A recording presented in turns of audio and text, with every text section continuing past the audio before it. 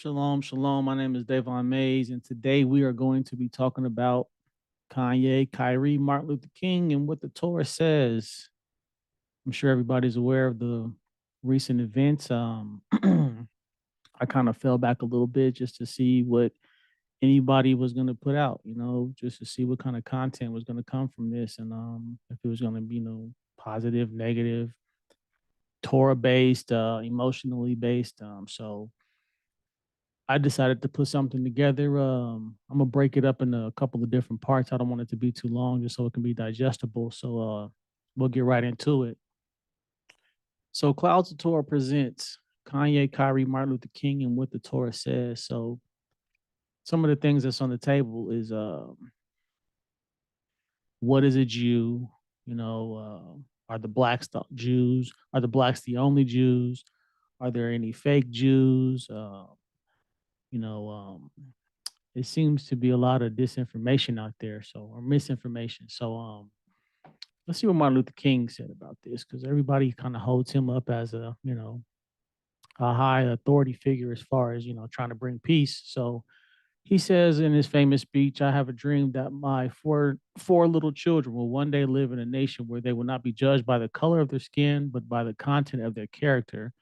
I have a dream today." Very, very famous speech. So if we apply this logic, then your skin color would not even matter when it comes to being a righteous person, let alone a Jew, but just a righteous person in general.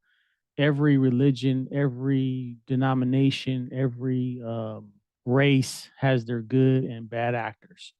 No denying that.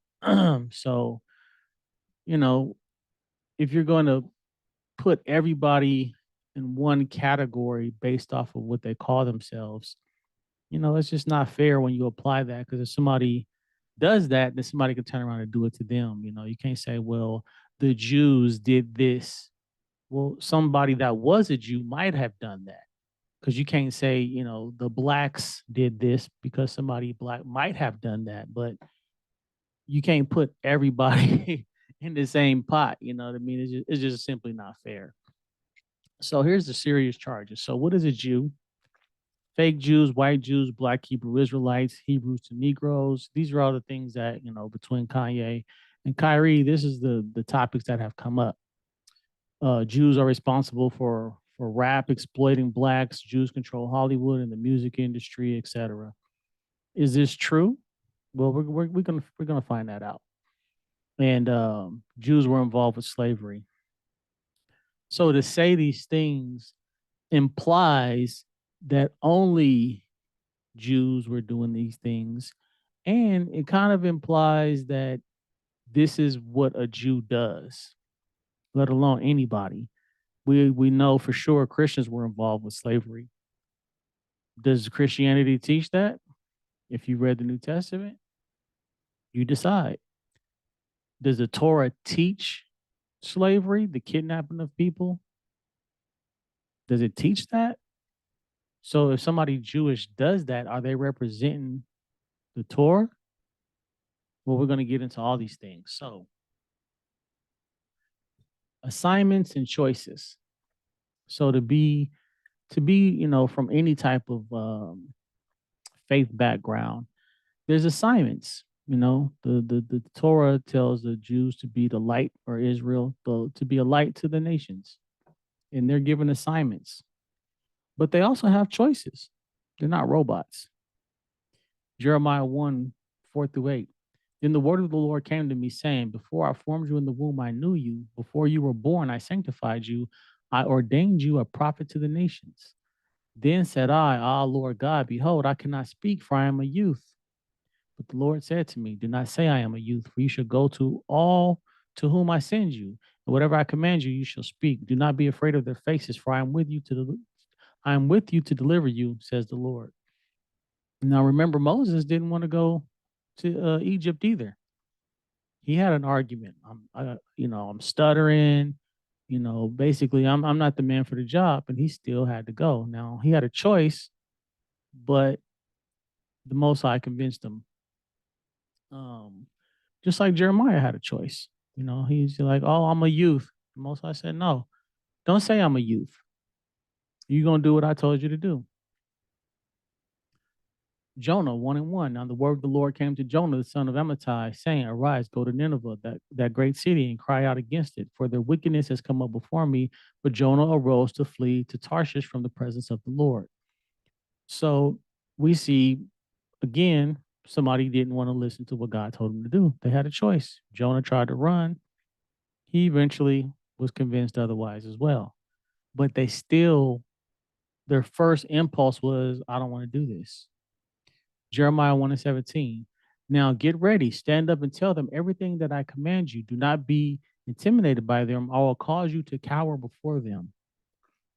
So God basically told Jeremiah, if you're going to be scared of them, I'm going to make you scared of me in front of them. He convinced him to do his job. It's not an easy job, but Jeremiah being a prophet, this is kind of what, comes in that territory. So Deuteronomy 30:19, I call heaven and earth as witnesses today against you that I have set before you life and death, blessing and cursing. Therefore choose life that both you and your descendants may live. So you still have a choice. You can choose to listen to God, or you can choose not to. And you can choose to be what you want to be in this world. If you want to be a Jew, you can convert. If you are born a Jew, you can't unconvert. So, well, I thought you said you had a choice. Well, Israel has a different calling than the rest of the nations. Israel is called to be the priests in a kingdom of priests, which comes with heavy responsibility. Just like if you're born the son of a king, you really don't have a choice of being the king if you're in line for that. Some jobs, come with heavy responsibility. Now, again, you don't have to do it. You can rebel, but there's consequences. So you still have a choice. But as we've seen with Jeremiah and with Jonah, there was consequences in rebelling. So you can not do it, but it comes with a consequence. So I'm bringing this all up because people think you can just call yourself a Jew. You can just claim that just because, famously, among the Black Hebrew Israelites, most notably, they're not the only ones who do this, but they read Deuteronomy 28 and they say, well, these curses sound like us. And they do. And they do apply. There's many people in America that are Hebrews, no doubt about it. The question is everybody claiming to be a Hebrew or Hebrew? Just because you look like something doesn't mean you are something. Because, you know, I don't know the exact number. Let's say there's 50 million blacks in America. Are they all descendants of Israel? No. Many people from so many places around the world. So to just put that label on anybody over here that's black or, brown or it doesn't apply like that, especially if you're not living according to the rules. So this is what we're talking about. You should be circumcised. Genesis 17:9-14. And God said to Abraham, as for you, you shall keep my covenant, you and your descendants after you throughout their generations. This is my covenant which you shall keep between me and you and your descendants after you. Every male child among you shall be circumcised, and you shall be circumcised in the flesh of your foreskins, and it shall be a sign of the covenant between me and you. A sign. There's something that people can distinguish. He who is 8 days old among you shall be circumcised, every male child in your generations. He who is born in your house or bought with money from any foreigner who is not your descendant. He who is born in your house and he who is bought with money must be circumcised, and my covenant shall be in your flesh for an everlasting covenant. And the uncircumcised male child who is not circumcised in the flesh of his foreskin, that person shall be cut off from his people. He has broken my covenant. So we see a sign to who was actually a descendant of Abraham. Without this sign, you will be cut off from your people. So if you subscribe to Christianity and you're not under the law anymore, according to, different readings of the writings of Paul, and you want to accept what Paul said, then you have cut yourself off from the covenant given to Abraham. This is what God told Abraham. So if you want to claim to be a descendant of Israel, which is a descendant of Abraham, you must be circumcised or you have broken that covenant. Very simple. My Sabbaths you shall keep, for it is a sign between me and you. Again, we have another sign. Exodus 31:13. Speak also to the children of Israel, saying, surely my Sabbaths you shall keep, for it is a sign between me and you and throughout your generations, that you may know that I am the Lord who sanctifies you. So again, throughout your generations, we don't see this sign ending throughout your generations. It doesn't say until, it says throughout your generations. Exodus 31:17. It is a sign between me and the children of Israel forever. For in 6 days the Lord made the heavens and the earth, and on the seventh day he rested and was refreshed. So we don't see these signs ending. These are signs that are given specifically to Israel. And this is how everybody can know who is actually Israelite, by these signs. These are, basically contracts. They're covenants. So everybody can recognize. If you go to, a heavily populated Jewish city, for instance, places in New York, Erev Shabbat, everything is shut down. Now, I'm not positive about this, but as far as I've been told, and I don't know, so don't quote me, but where there's a lot of Black Hebrew Israelites, I don't know if everything's shutting down in these communities like the Jews do it. I don't know. I've never been there to observe, but everybody knows the Jewish neighborhood shut down come Shabbat. I don't know if it gets, I don't know if it what happens in the Black Jewish neighborhoods, that claim to be Jews. I don't know. But this is a sign. I'm not sure if all the Blacks that claim to be Israelites are circumcising their children according to the Torah, because you can't open up the Torah and find out how to circumcise a child. Most of people that I know, and I'm just speaking from my experience, are circumcised when we're babies, when we're born. The doctor will give you a shot of, I think it's like a vitamin K, potassium, and then you get circumcised. But it's not done according to the halakha by somebody, a trained rabbi. So I'm not positive exactly who's getting their children circumcised and who's not. If they're, listening to Paul and saying you don't have to get circumcised, if you get circumcised, you got to keep the whole law, depending on the denomination. But what I do know is that it's a sign between Israel and God forever, as it states. Toda Foth, bands, Deuteronomy 6 and 8, New International Version. Tie them as a symbol, tie them as symbols on your hands and bind them on your foreheads. As a sign, as frontlets, symbols, signs. Again, we have another sign to show everybody you are an Israelite.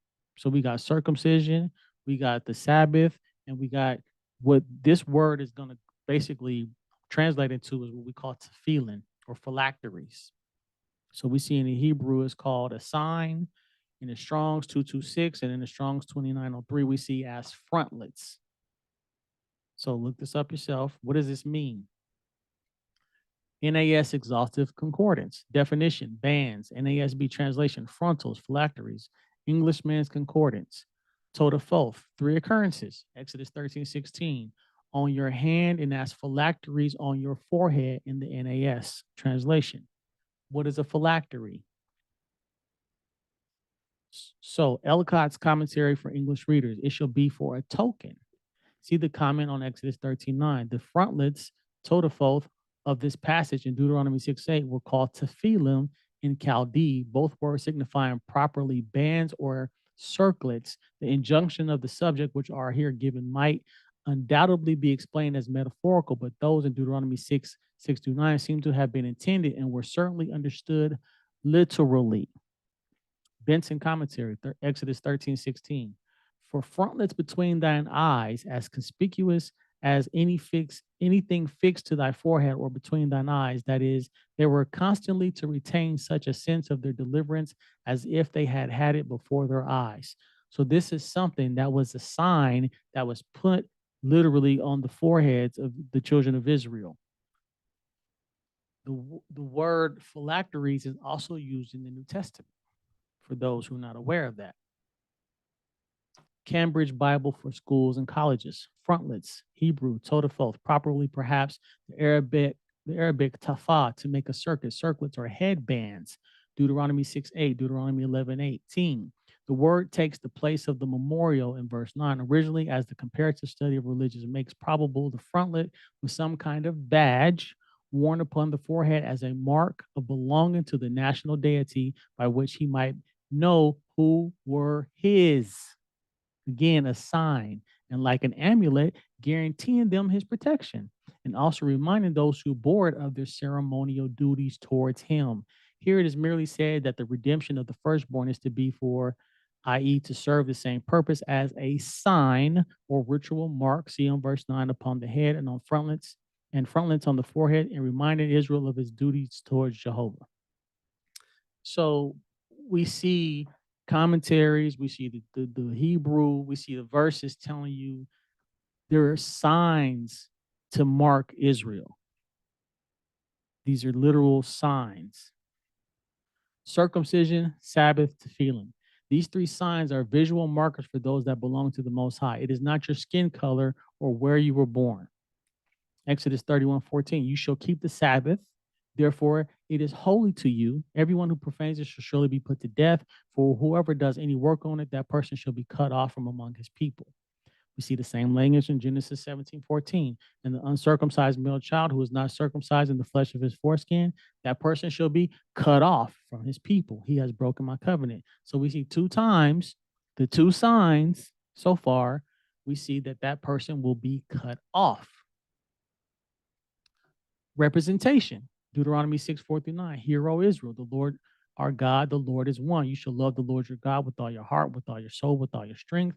And these words I command to you today, and these words which I command you today shall be in your heart. You shall teach them diligently to your children, and you shall talk of them when you sit in your house and when you walk by the way, when you lie down and when you rise up. You shall bind them as a sign on your hand, and they shall be frontlets between your eyes. You shall write them on the doorposts of your house, and on your gates. So again, representation, you letting everybody know who you belong to.